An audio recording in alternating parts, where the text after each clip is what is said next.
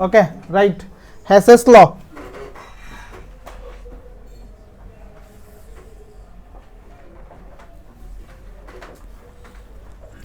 Hess's law, देखो Hess's law क्या बोला, पहले सिंपल मैंने एक एग्जांपल दिखा रहा हूँ, आपको समझ में आ जाएगा।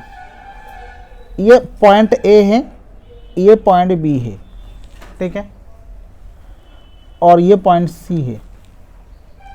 मेरे को कहाँ जाना है, ए से बी तक जाना है। पकड़ लो, ए से बी तक जाने के लिए जो डिस्टेंस है उसमें जाने के लिए आपको ऑटो से कितना रुपीस लगता है, सपोज 20 रुपीस लगता है, ठीक है। 20 रुपीज़ चाहिए आपको, कहाँ से कहाँ जाना है, ए से बी तक जाना है, उसमें 20 रुपीज़ चाहिए। अभी अगर मैं ऐसा जाता हूँ, ए से सी में आया, सी से फिर से बी में जा रहा हूँ, ओके। कभी कभी देखना, जब ऑटो से जाते हो ना, डायरेक्टली ऑटो को भी चला जाता है, कभी क्या करता है, 2 पैसेंजर मिलेगा तो एक्स्ट्रा घूम के जाता है, पैसा सेम ही लेता है, एक्स्ट्रा नहीं ले रहा है, ओके। तो उसको अगर डिवाइड कर दूँ, ए से सी तक जाने के लिए भी 10 रुपीज़ है, सी से बी तक जाने के लिए 10 रुपीज़ है, टोटल कितना आ रहा है, 20 ले रहा है। रास्ता डिफरेंट है, रास्ता डिफरेंट है।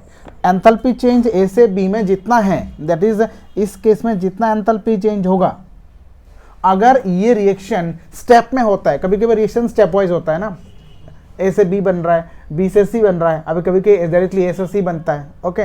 मीन्स अगर रिएक्शन स्टेप वाइज होता है, उस केस में जितना एंथैल्पी है चेंज होगा, मीन्स हर स्टेप का जो एंथैल्पी है उसका समेशन करने के बाद जो एंथैल्पी आएगा, ये अगर रिएक्शन एक स्टेप में भी हो जाता है तब जितना एंथैल्पी चेंज होता है दोनों सेम होता है।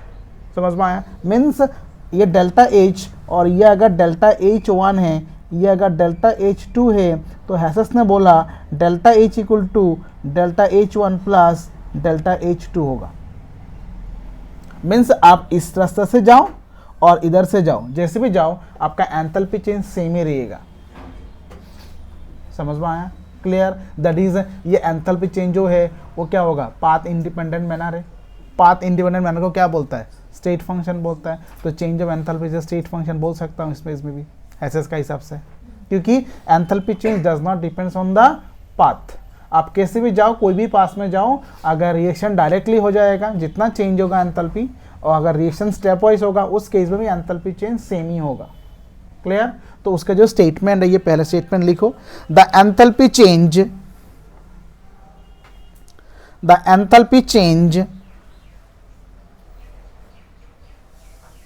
in a particular reaction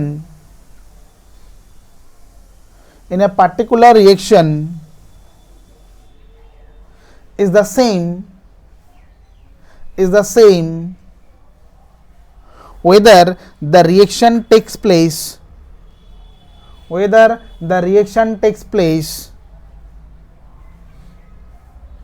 in one step or in a number of steps. In one steps or in a number of steps.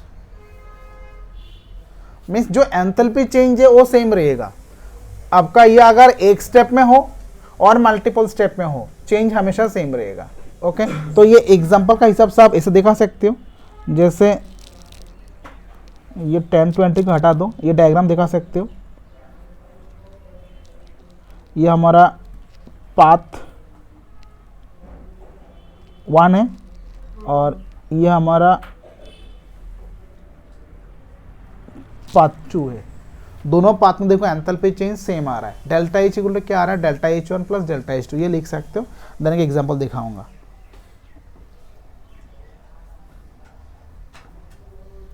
अगर मैं ए से बी डायरेक्टली जाऊं बा ए से सी होके बी में आऊं, दोनों केस में एंथैल्पी चेंज सेम आएगा। ओके, सिंपल चीज़ ये समझ में आएगा। क्लियर हुआ? जैसे कि एग्जांपल अगर देखूं, देख carbon plus oxygen direct reaction करके CO2 बनाता है। उस केस में जो एंथैल्पी चेंज है डेल्टा एच है -93.5 किलोजूल है। ओके, अभी ये रिएक्शन ये हमारा पाथ 1 है और पाथ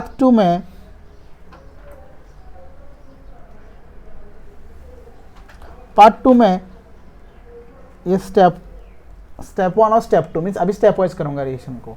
मीन्स पहले carbon plus half of O2 से क्या बनेगा, CO बनेगा। देन स्टेप 2 में ये CO प्लस फिर से हाफ ऑफ O2 रिएक्शन करके CO2 बनेगा। तो इस केस में इसको हम डेल्टा H1 और इसको हम लोग डेल्टा H2 लिख सकता हूँ। क्लियर।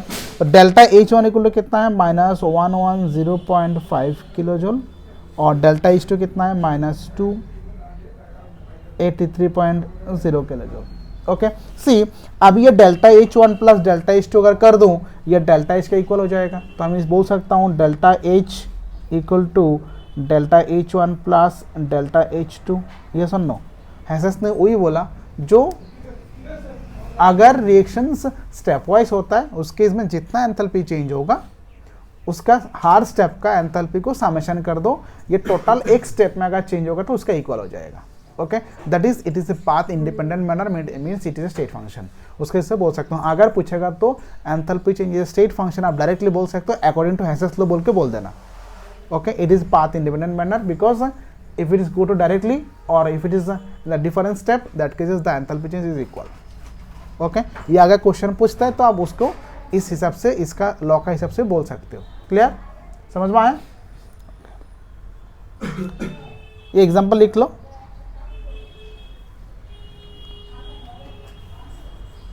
देन न्यूमेरिकल्स होगा, इसके ऊपर न्यूमेरिकल्स बराबर न्यूमेरिकल्स है, थोड़ा लंबा होगा न्यूमेरिकल, थोड़ा ध्यान देकर सॉल्व करना जब करोगे।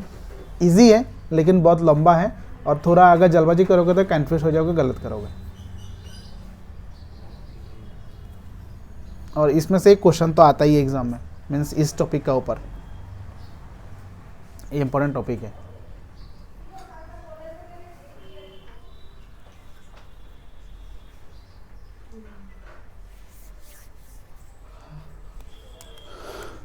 ठीक है, लिख लिया। अगला क्वेश्चन बोला, आपको बोला calculate the enthalpy of formations of ethane के लिए निकालना है। इथेन का फॉर्मूला क्या है, C2H6 है। आपको जो डेटा गिवन है उस डेटा को यूज करके आपका इथेन का फॉर्मेशंस ऑफ एंथैल्पी निकालना है। ओके, अभी ऐसा जब क्वेश्चन आएगा उसको हम कैसे डील करो। देखो, इस केस में सबसे इंपॉर्टेंट है आपको एक टारगेट इक्वेशन बनाना है। टारगेट इक्वेशन मीन्स मेरे को क्या फॉर्म क्या करना है, फॉर्मेशन से इथेन बनाना है। तो पहले लिखो the required equation, answer start कर रहा हूं। The required equation, the required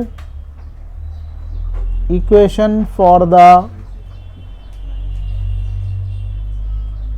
formation of, किसको फॉर्म कर रहे हो, ammonia, sorry C2H6 ethane.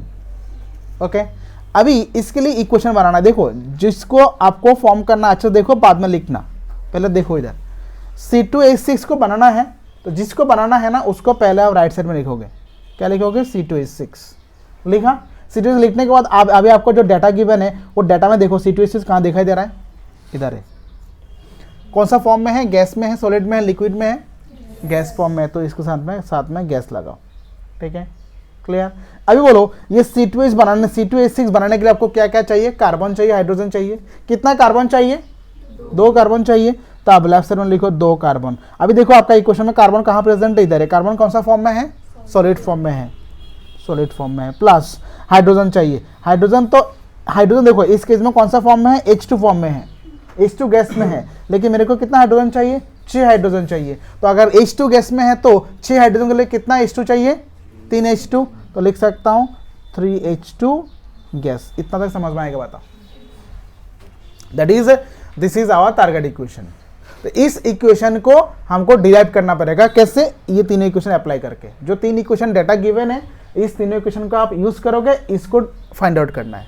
Okay, तो साथ साथ वैल्यू भी आ जाएगा।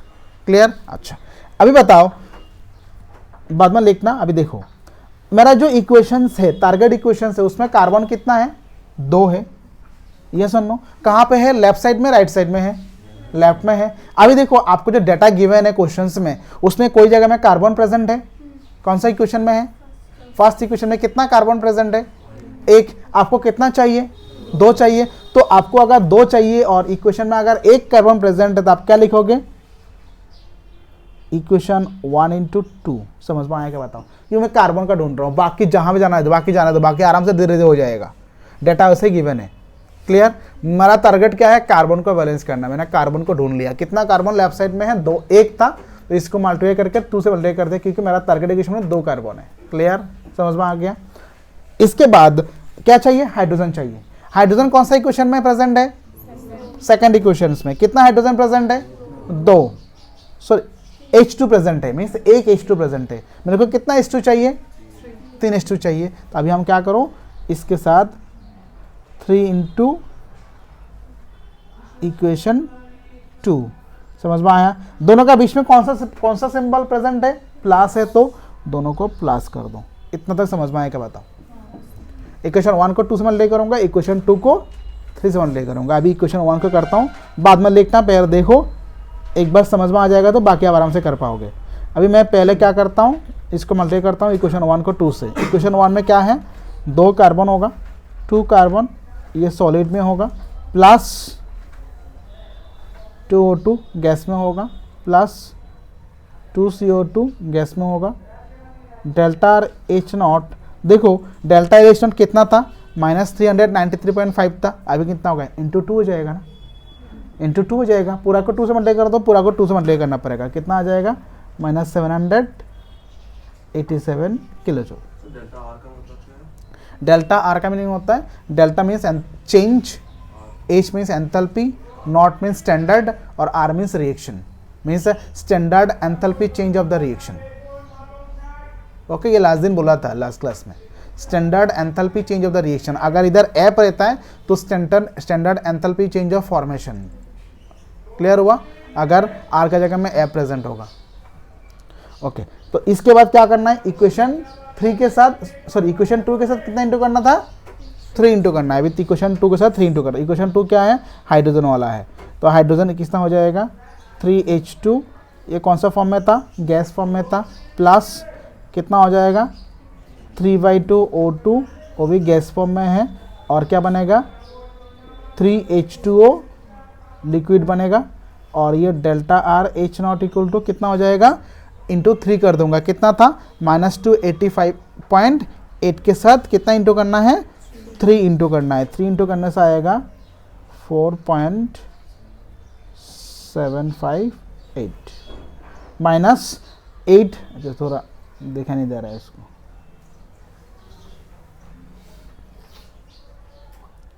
-857.4 किलो जूल है। क्लियर, दोनों का इंटू करते हैं। इसके बाद क्या करना था, ऐड करना है। अभी दोनों को ऐड करूंगा, ऐड अगर करूं तो लेफ्ट साइड में, लेफ्ट को लेफ्ट साइड में लिखोगे, राइट को राइट साइड में लिखोगे। तो इसमें 2 कार्बन लेफ्ट साइड में है, और तो कोई कार्बन नहीं है, तो 2 ही कार्बन होगा, 2 कार्बन, 2 कार्बन है, कौन सा फॉर्म में है, सॉलिड फॉर्म में है, प्लस 3H2 है, कौन सा फॉर्म में है, गैस फॉर्म में है। देखो मेरा जो लेफ्ट साइड जो चाहिए था ना, वो मेरे को मिल गया ऑलरेडी, समझ में आ रहा है। मीन्स मेरे को ये 3 इक्वेशन अप्लाई करके इसको डिराइव करना है, टारगेट इक्वेशन को डिराइव करना है। क्लियर, बस आप एडिशन, मल्टीप्लिकेशन, सब्ट्रैक्शन कैसे भी करते रहो, करके आपको उस इक्वेशन तक जाना है। और साथ में जो भी डेल्टा एच का वैल्यू रहेगा उसको भी आप सेम करते रहो। अगर मल्टीप्लाई करोगे तो मल्टीप्लाई करो, डिवाइड करो तो डिवाइड करो, इंटू करो तो इंटू करो, जैसे ही करना है। प्लस करो तो प्लस करो, समझ में आया। तो ये धीरे धीरे लास्ट में जो आएगा इक्वेशन आएगा ना, वो देखना आप टारगेट इक्वेशन 2 बार आ जाएगा, और साथ में जो डेल्टा एच का वैल्यू आएगा वही आंसर हो जाएगा। समझ में आया, क्लियर। ओनली डेल्टा एच का वैल्यू निकालने से नहीं होगा, आपको पूरा इक्वेशन दिखाना पड़ेगा डिराइव करके। क्लियर, अच्छा।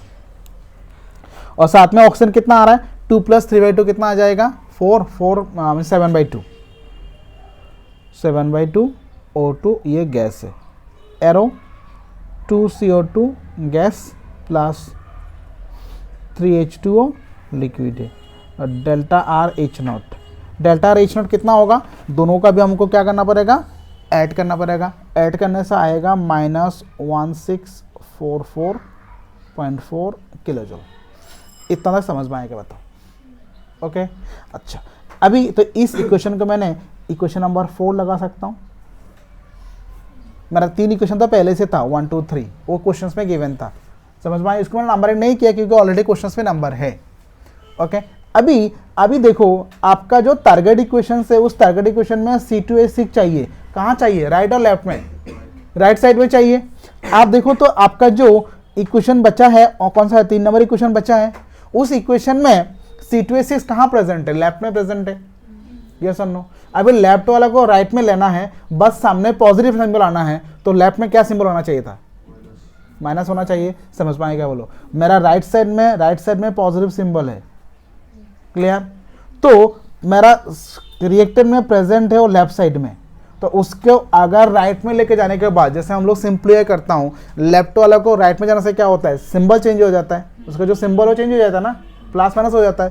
तो राइट साइड में जाने के बाद प्लस होना पड़ेगा, तो लेफ्ट साइड में क्या होना चाहिए था, उसका माइनस होना चाहिए था। तो उसका मीनिंग क्या है, ये इक्वेशन 4 का सामने माइनस आना चाहिए, मीन्स इक्वेशन 3 को माइनस करना पड़ेगा। अगर कहाँ से माइनस करो, इक्वेशन 4 से, क्योंकि 4 में देखो लेफ्ट साइड तो मेरा मिल गया, समझ में आया। तो अभी क्या करूंगा, इक्वेशन 4 माइनस इक्वेशन 3 करूंगा। समझ में आ रहा है स्टेप्स कैसे हो रहा है, आपको क्वेश्चन देख के सॉल्व करना पड़ेगा। हर क्वेश्चंस में मल्टीप्लिकेशन, एडिशन, सब्ट्रैक्शन सेम नहीं है, वो डिफरेंट इक्वेशन में डिफरेंट आएगा, आपको देख के सॉल्व करना पड़ेगा। समझ में आ रहा है, क्लियर हुआ। तो अभी हम क्या करूंगा, इस इक्वेशन 4 से अभी क्या लिखूंगा, इक्वेशन 4 माइनस इक्वेशन 3, क्लियर। अभी इक्वेशन 4 को आप दोबारा लिख लो। क्या इक्वेशन था आपका, 2 कार्बन है, सॉलिड है, प्लस 3 H2 गैस है, प्लस 7/2 O2 गैस है, 2 CO2 गैस है, प्लस 3 H2O लिक्विड है। डेल्टा आर H0 कितना है, -1644.4 किलो जूल है। अभी क्या करना है, इक्वेशन 3 को माइनस करना है ओनली, कुछ मल्टीप्लिकेशन जरूरत नहीं था इसके साथ। इक्वेशन 3 में क्या है, C2H6 गैस है, प्लस 7/2 O2 गैस है, arrow 2 CO2 gas, plus 3 H2 liquid, delta रेस naught equal to -1560 kilo joule है, यस और नो। अभी क्या करना पड़ेगा, इक्वेशन को क्या करना है, माइनस करना है। अगर हम माइनस करो, सबके सामने क्या हो जाएगा, ये सिंबल प्लस की जगह माइनस, ये माइनस हो जाएगा ना, यस और नो। तो अगर माइनस करोगे तो लेफ्ट साइड में आपको क्या मिलेगा, 2 कार्बन मिलेगा, 2 कार्बन कौन सा फॉर्म में है, सॉलिड फॉर्म में, प्लस 3 H2 कौन सा फॉर्म में है, गैस फॉर्म में है। देख तो इस सेट का जो 7/2 O2 ये माइनस है, ये प्लस है, दोनों कैंसिल आउट हो जाएगा ना, ये कैंसिल आउट हो गया, यस और नो। बचा क्या है, और एक माइनस C2H6 बचा है, एरो। राइट साइड में देखो, ये जो मेरा CO2 है, ये जो H2 कैंसिल आउट हो गया, बचा क्या है, कुछ नहीं है, 0 बचा है। और delta R H0 equal to कितना हो जाएगा, क्या हो जाएगा, माइनस कर दूंगा, माइनस करूँगा तो माइनस 1 हो जाएगा, प्लस, तो आंसर आ जाएगा माइनस कितना है, क्या माइनस कर दो, -84.4 किलो जूल है। और इसको लिख सकता हूँ 2C solid plus 3 H2 gas, arrow C2H6, sorry ये गैस था ना, और delta R H0 equal to -84.4 kilo joule, ये आंसर है। समझ में आके देखो, हो गया ना। नेक्स्ट क्वेश्चन,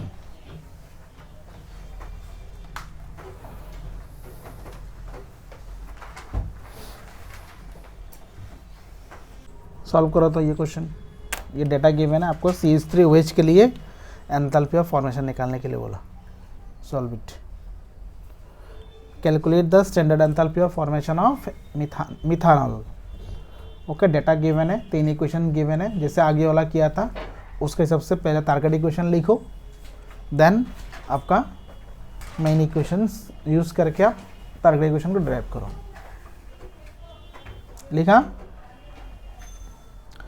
अच्छा सबसे पहले आपको टारगेट इक्वेशंस पहले लिख लो, क्या होगा, required equation for the formation of CH3OH liquid is, अच्छा ये क्या है, CH3OH है। अच्छा CH3OH के लिए कितना कार्बन चाहिए, एक कार्बन, कौन सा फॉर्म में है कार्बन, सॉलिड फॉर्म में है, तो क्या चाहिए इधर क्या लिखूंगा, एक कार्बन सॉलिड लिखूंगा, यस और नो। ओके, इसके बाद हाइड्रोजन देखा जा रहा है, कितना हाइड्रोजन देखा जा रहा है, अच्छा देखो 4 हाइड्रोजन है, 4 हाइड्रोजन है, तो आपका हाइड्रोजन कौन सा फॉर्म में है, H2 फॉर्म में है, तो क्या चाहिए 2H2 चाहिए, यस और नो, समझ में आ रहा है ना। ओके, ऑक्सीजन कितना है देखो तो एक है, लेकिन ऑक्सीजन कैसे फॉर्म, कौन सा फॉर्म में गिवन है क्वेश्चंस में, O2 फॉर्म में गिवन है, तो O2 फॉर्म में से दो हो जाएगा, तो आपको क्या लिखना पड़ेगा, हाफ O2, समझ में आ रहा है, तो हो जाएगा हाफ O2 गैस। ये है आपका टारगेट इक्वेशंस, इस इक्वेशन को आपको ड्राइव करना है, समझ में आया, सिंपल प्रोसेस है, बस आपको थोड़ा ध्यान देकर सॉल्व करना है।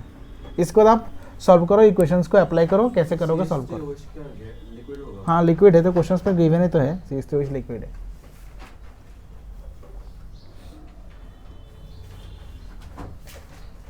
अभी उसको कैसे सॉल्व करना है,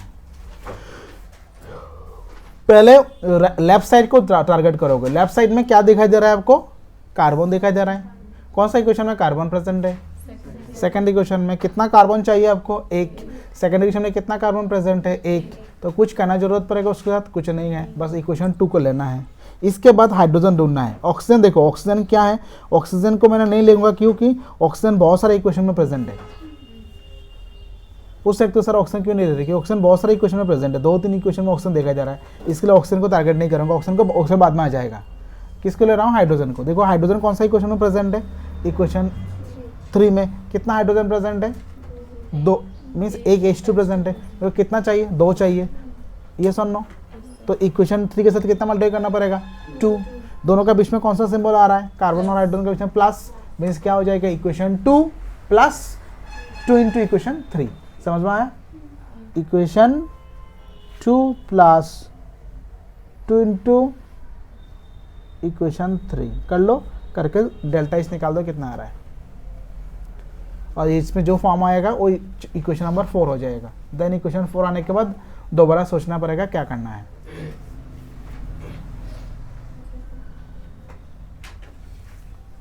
प्रोसेस समझ में आ गया ना, कैसे करना है, करो।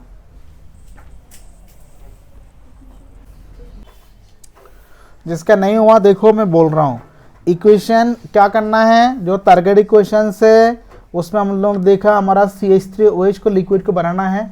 इसको बनाने के लिए कार्बन चाहिए 1, हाइड्रोजन चाहिए 2, कार्बन इक्वेशन नंबर 2 में 1 प्रेजेंट है, तो इक्वेशन 2 को लिखा, और इसके बाद इक्वेशन मैंने ऑक्सीजन को नहीं ले रहा हूँ, हाइड्रोजन को ले रहा हूँ, क्योंकि ऑक्सीजन को लेने से ऑक्सीजन 2 इक्वेशन में प्रेजेंट है, इसके लिए कौन सा इक्वेशन लो, इसके लिए थोड़ा कन्फ्यूजन हो जाएगा। इसके लिए मैंने क्या कर रहा हूँ, इक्वेशन 2 इसको ले रहा हूँ, हाइड्रोजन को देख रहा हूँ, हाइड्रोजन देखो इक्वेशन 3 में प्रेजेंट है, कितना हाइड्रोजन प्रेजेंट है इक्वेशन 3 में, एक H2 प्रेजेंट है, हम लोग को कितना चाहिए, 2 H2 चाहिए, इसलिए 2 कर दिया। 2 करने के बाद इक्वेशन दोनों को ऐड करने के बाद जो हमारा मेन इक्वेशन आया, इक्वेशन नंबर 4 आया, वो क्या आया, कार्बन सॉलिड आया प्लस 2H2 गैस आया प्लस 2O2 गैस आया, arrow CO2 gas plus 2H2 liquid आया, और इस केस में delta R H not equal to कितना आया, -965.0 किलो जूल आया। ओके, ये हमारा इक्वेशन नंबर कौन सा है, 4 है। देखो अभी इक्वेशन 4 में मेरे को क्या नहीं चाहिए, इक्वेशन 4 में क्या नहीं है, क्योंकि इक्वेशन 4 में देखो मेरा CH3OH नहीं है, टारगेट इक्वेशन का CH3OH, ये CH3OH कहाँ प्रेजेंट है, इक्वेशन 1 में प्रेजेंट है, कहाँ प्रेजेंट है, लेफ्ट साइड में प्रेजेंट है, तो दोबारा करना पड़ेगा क्या, उसको माइनस करना है, तो इक्वेशन फिर से सेम आगे जैसे किया था, अब इक्वेशन 4 माइनस इक्वेशन 1 कर दो, इक्वेशन 4 माइनस इक्वेशन करने से आपका टारगेट इक्वेशन आ जाएगा। ओके, क्या आएगा, carbon solid plus 2H2 gas plus half of O2 gas, arrow CO2 CO2 H2 cancel हो जाएगा,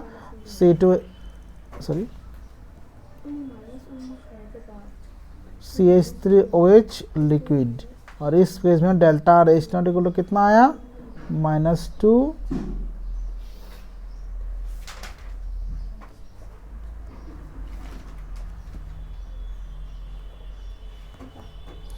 -2 39 किलो जूल है। क्लियर हुआ। समझ में आया? तो ऐसा करके आपको क्वेश्चन पूछता है एग्जाम में, एक क्वेश्चन तो आएगा ही आएगा, मिस नहीं है इसमें से। नेक्स्ट क्वेश्चन करो और एक क्वेश्चन सॉल्व करो।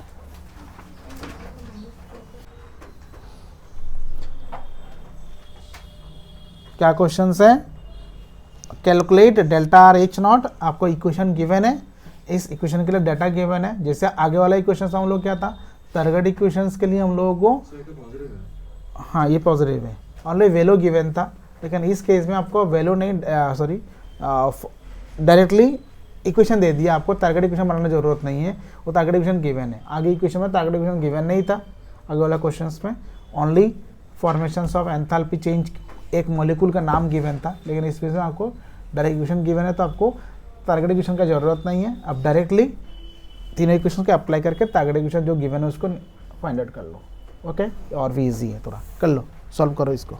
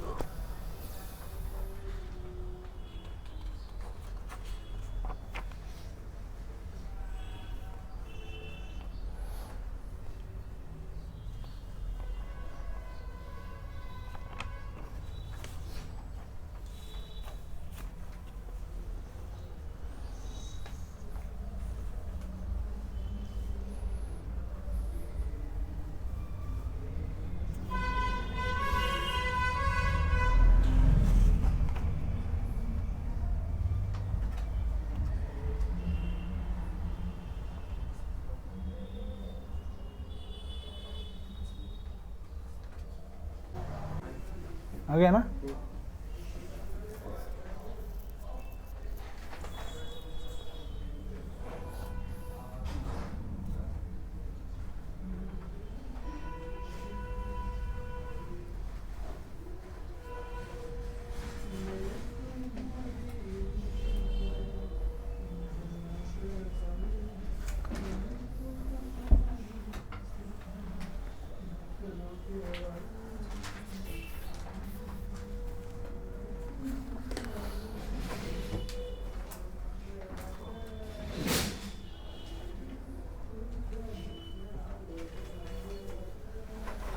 हो गया सबका?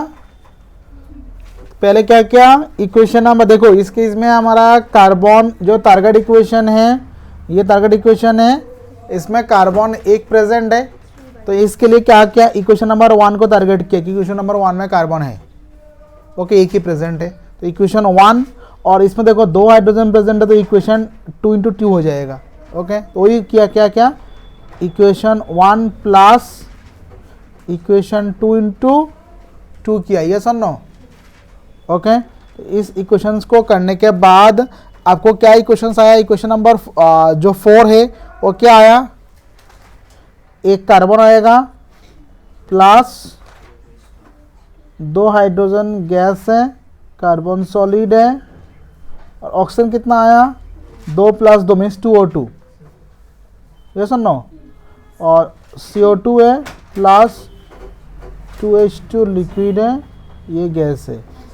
डेल्टा R H नॉट कितना आया -965 -965.1, ओके, ठीक है। ये हो गया हमारा इक्वेशन नंबर कौन सा है, 4 है।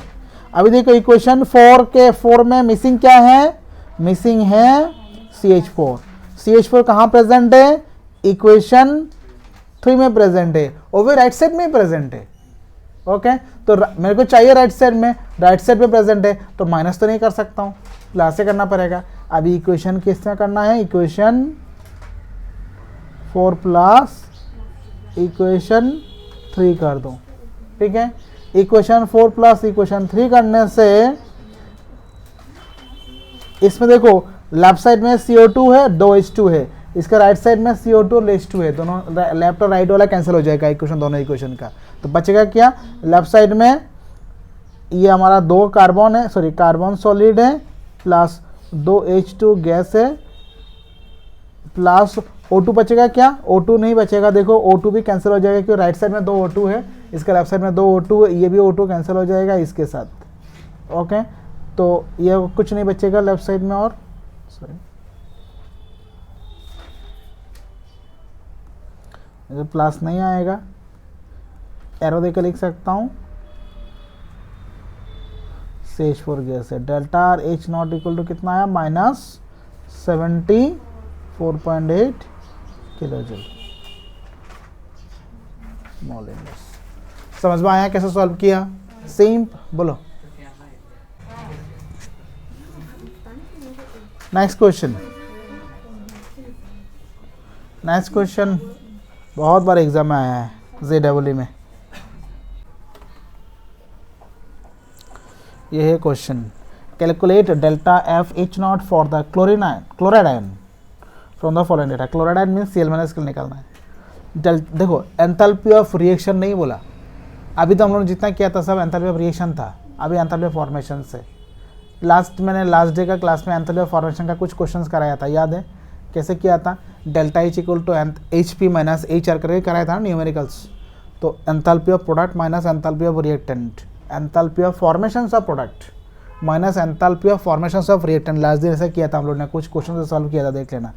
Delta R H not equal to ऐसा था, delta F H naught of product minus किया था ना हम लोग ने लास्ट दिन, delta F H naught of reactant ऐसा करके था। तो इस केस में जो प्रोडक्ट है, इस प्रोडक्ट में कौन कौन आएगा, ये जो Cl है इसका निकालना है, तो इसको छोड़ के तो बाकी डेल्टा R H ये सब कुछ गिवन रहना चाहिए, ओके। अभी हम देखता हूँ हमारा डाटा सब कुछ गिवन है क्या नहीं है, ओके। सॉल्व कैसे करना है, थोड़ा तो डिफरेंट क्वेश्चन है ये, इसके लिए इंपॉर्टेंट है, इसके लिए नीट JEE में आता है क्वेश्चन। लिक्विड और एक्वास में डिफरेंस वही है, लिक्विड में से उसका खुद का फिजिकल स्टेट लिक्विड है, और एक्वास का मीनिंग होता है एक्वा मीन्स वाटर है, ओके। एक्वा मीन्स वाटर, जैसे कैरोसिन वो लिक्विड है, वो एक्वास नहीं है, बोल रहा हूँ। एक्वा मीन्स वाटर है, मीन्स जिसमें वाटर प्रेजेंट रहेगा। जैसे आप सोडियम क्लोराइड को वाटर में डिजोल्व किया तो ये हो जाता है एक्वा सॉल्यूशन, एक्वा का मीनिंग होता है वाटर, ओके। एक्वा गार्ड नाम सुना ना, एक्वा मीन्स वाटर गार्ड है, वाटर को गार्ड करता है, फिल्टर है, एक्वा गार्ड है। तो ऐसा करके एक्वा मीन्स वाटर है, समझ में आया। तो एक्वास मीन्स जिसमें वाटर रहेगा, जिसमें HCl को क्या क्या वाटर में ऐड कर दिया, तो ये HCl क्या हो जाएगा, आयोनाइज होके H plus and Cl minus बनेगा। तो ये H प्लस Cl माइनस कहाँ बन रहा है, वाटर में बन रहा है। तो वाटर में बनेगा तो वाटर तो लुईस बेस है, उसने क्या करेगा, H प्लस को लेके H3 प्लस बना दिया और साथ में Cl माइनस रह जाएगा। अभी इस दोनों में से हमको Cl माइनस का फॉर्मेशन एनर्जी कैलकुलेट करना है। अभी कैसे करो, सबसे पहले इक्वेशन दोनों को ऐड कर दो। लिखो equation 1 plus equation 2, equation 1 plus equation 2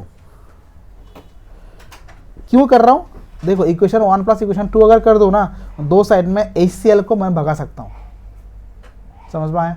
पहले HCl को भगा देता हूं।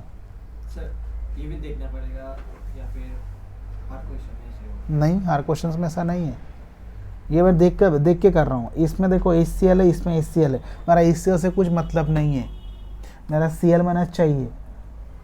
HCl का एंथैल्पी ऑफ फॉर्मेशन गिवन नहीं है क्वेश्चन में, ये एंथैल्पी ऑफ रिएक्शन गिवन है, ओके। ये पूरा उसका given, enthalpy of formation given है, लेकिन मेरे को HCl जरूरत है, मेरे को Cl चाहिए, ओके। तो HCl को भगाऊंगा, HCl को भगाने के लिए मैंने दोनों को ऐड कर रहा हूँ, ओके।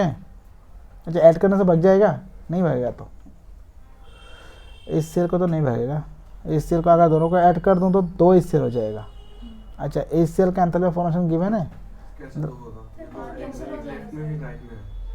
ओ एक लेफ्ट में एक राइट में है, यस कैंसिल हो जाएगा, सही है, कैंसिल हो जाएगा, ऐड नहीं होगा तो, ओके। तो अभी इक्वेशन 1 प्लस इक्वेशन 2 कर दो, तो क्या बचेगा, इक्वेशन 1 के लिए आएगा हाफ ऑफ H2, हाँ डिसोसिएशन एनर्जी, जैसे HCl ब्रेक डाउन हो रहा है ना, HCl ब्रेक होकर H plus and Cl minus बन रहा है, उसके लिए बोलता है डिसोसिएशन एनर्जी। हाँ कौन सा प्लस होगा, हाँ दोनों प्लस कर दो, ये H2 गैस आएगा plus half of Cl2 gas आएगा प्लस H2 लिक्विड आएगा, एरो H3 प्लस एक्वास रहेगा प्लस Cl माइनस एक्वास हो जाएगा, डेल्टा डेल्टा आर कुछ लिखना जरूरत नहीं, इसमें डेल्टा H दे रहे हैं, एंथैल्पी चेंज लिख लो, delta H not equal to, दोनों को क्या करना है, प्लस करना है ना, प्लस करने से कितना आएगा, -168 kilo joule mole inverse, okay. तो अभी देखो, ये एंथैल्पी ऑफ प्रोडक्ट है, ये रिएक्टेंट है, तो हम लिख सकता हूँ ना, delta H not equal to क्या होता है, delta F H naught of product minus delta F H naught of reactant लिख सकता हूँ, सही है। अभी delta F H naught of product में कौन कौन आ रहा है, delta F H naught of H3O plus delta F H naught of Cl minus, सही है ना, minus delta F H naught of रेटिंग में कौन है, हाइड्रोजन है ना, H2 प्लस हाफ इंटू, ये हाफ रहेगा सामने, half into delta F H naught of कौन है, Cl2 है,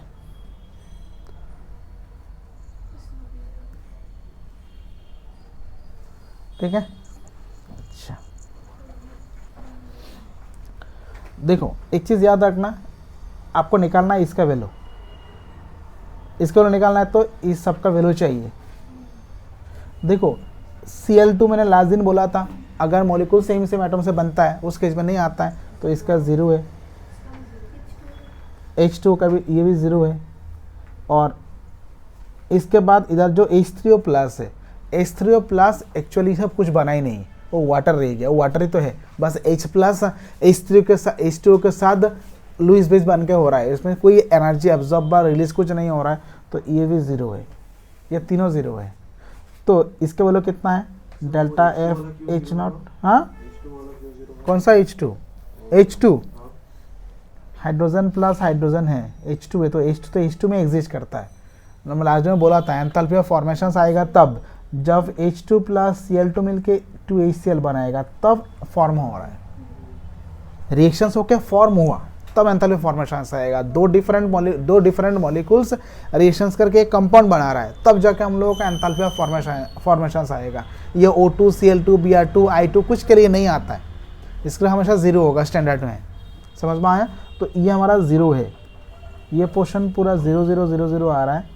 तो इसका वैल्यू कितना है, इसका वैल्यू कितना, डेल्टा इसका वैल्यू कितना ऑलरेडी कैलकुलेट करके रखा हूँ, कितना है, -168 है, तो -168, therefore delta F H naught of Cl minus equal to -168 kilojoule mole inverse.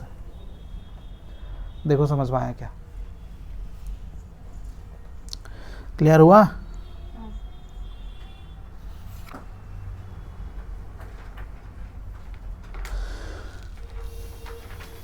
Side में लिख सकते हो, the enthalpy of formations of H3O plus in dilute solution is taken as 0।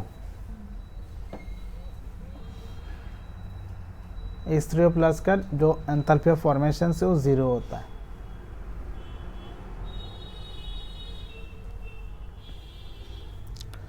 तो ये बेसिकली हेसेस लॉ का ऊपर क्वेश्चन था, ये हमारा कंप्लीट हो गया।